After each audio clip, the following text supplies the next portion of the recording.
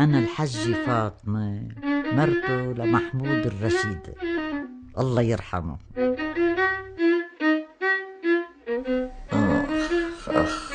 لو بعده هلا شو كنت مدلله، كان مدللني كتير، يحبني، يخاف علي، يعني حسه لو إني ما أشعر فيها هيك عاطفته علي. جدك يوميا بشوفه بالمنام، يوميا، لأنه أنا على طول مذكرته ما بنساه. شفت قبره شو صغير وشو منمنم مثله، هذا أنا بحبه محمود لأنه على اسم جوزي الصغير محمود أبو عيون السود. هتخليني تذكرني بجوزي هلا يحرق أرضك. Hello and welcome to Arabian Business TV. I'm here with Mahmoud Kaabour, a Lebanese filmmaker whose film, Grandma, 1,000 Times, will be debuting at the Doha Tribeca Film Festival at the end of this month. Grandma, 1,000 Times is a film I've been dreaming of making for at least 10 years now. It's a film about my feisty 83-year-old grandmother who's really larger than life and who's been trying to cope with the silence of her house after generations of bringing up children and grandchildren in that house. She's all alone and she's really been missing my grandfather who's been gone around 20 years. I started thinking of this film when I moved to Canada and I took with me an audio cassette I had actually stolen from my grandmother's house, and it contained 7 wonderful violin improvisations that were recorded by Grandpa in his last years of life in that very house.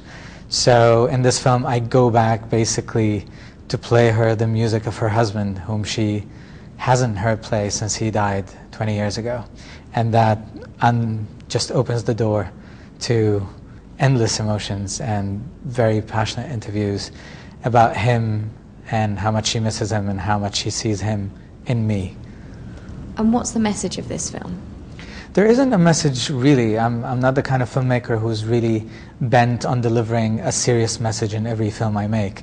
This was a film that commemorates my grandfather, his musical journey, my grandmother, her recipes, her multiple worlds, her lifestyle, which is about to go extinct. You know, she lives in an old part of the town where you can buy your potatoes by throwing a basket from the window to a vendor down the street, and you know, you check the water container by looking out of another window. And I just find that heritage to be quite fascinating, especially in the Middle East where things are moving really fast into the future and things around us are changing into modern and postmodern and beyond.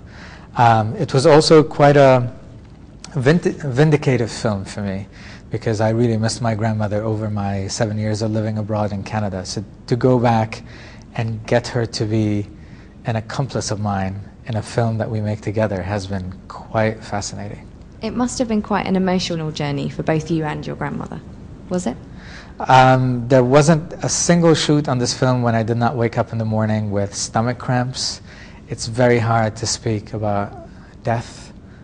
It's coming, missing the people whom we loved so much and who do not live with us anymore.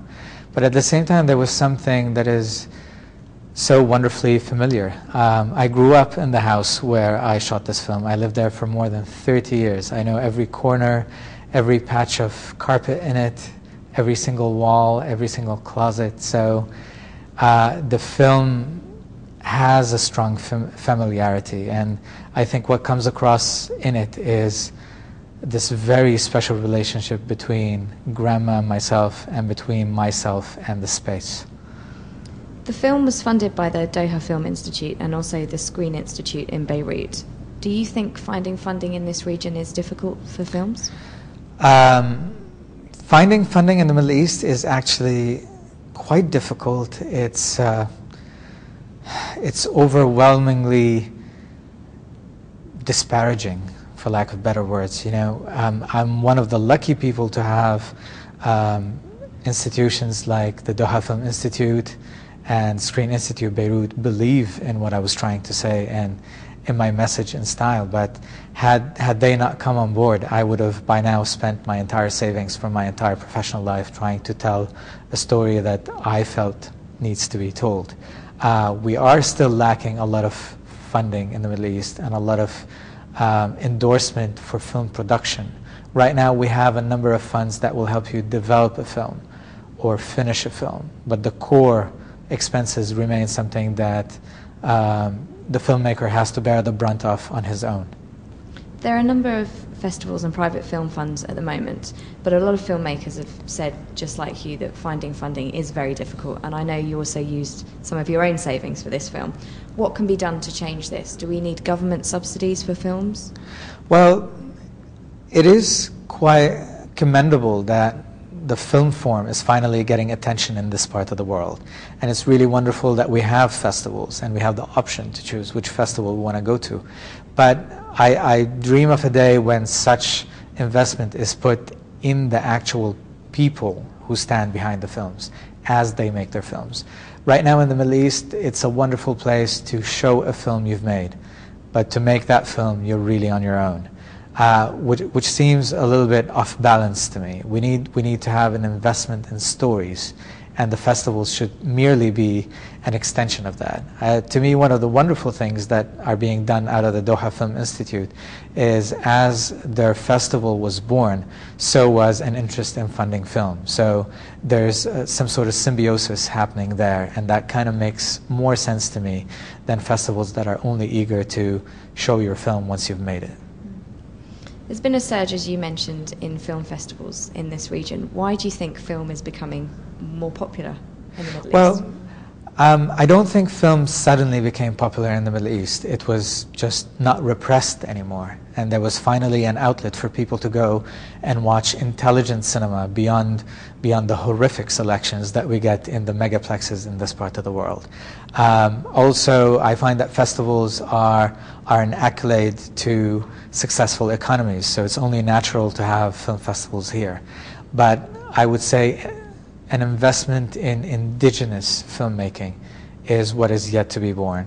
We are beginning to see the signs of interest in that, but until this part of the world can sufficiently fund films from A to Z, as well as show them, I don't think we can say we have a film industry in this part of the world yet. How significant do you think it is that we had City of Life showing in the UAE in mainstream cinemas?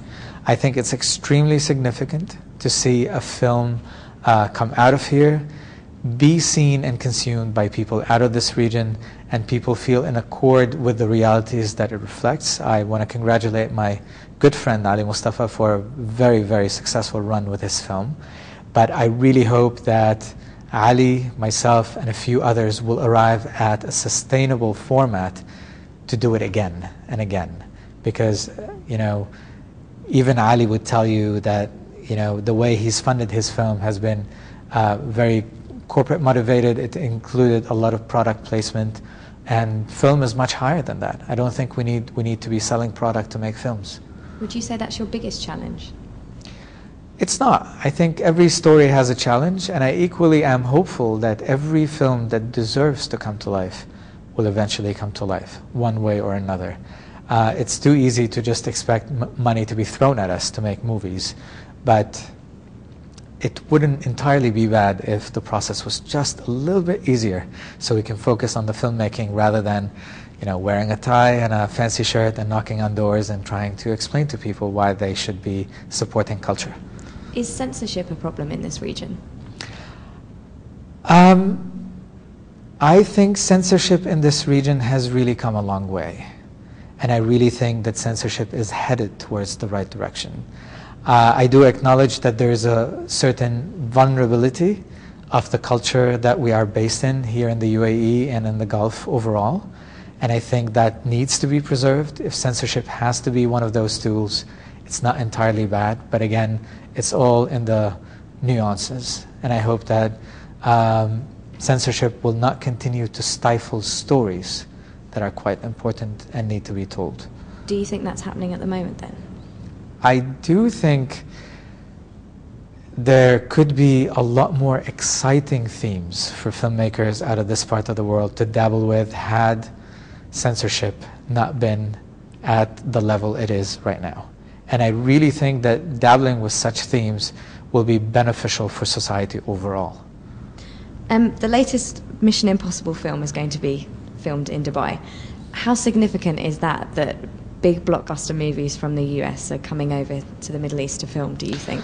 I think it's wonderful for the economy that a film like Mission Impossible 4 is filming here. I don't know how much that pushes my own personal aspirations towards film becoming a true art form and a method of expression.